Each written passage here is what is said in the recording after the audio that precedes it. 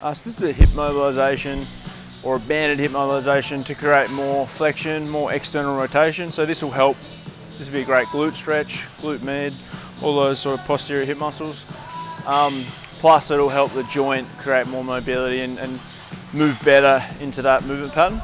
So what we're going to do, we're doing this as a sort of like a pigeon stretch. So we're going to bring our foot up and sort of anchor our foot to the ground there.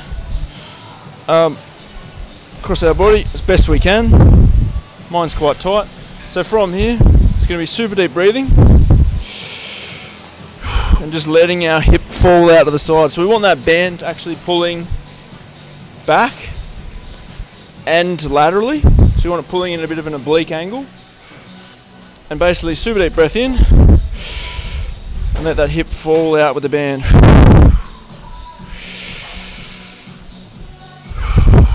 Oh, that's a big stretch.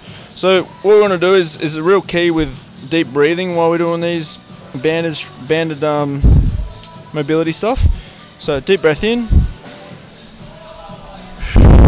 Just think about it as you're breathing into the stretch. So every breath out, you sort of surrender to the stretch and you fall a little bit further into the stretch.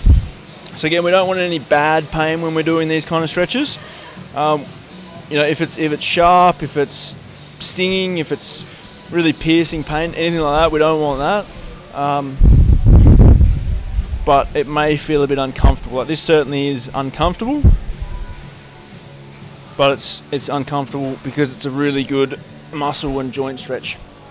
So that is a banded hip mobilisation in the pigeon stretch for more flexion and external rotation in the hip.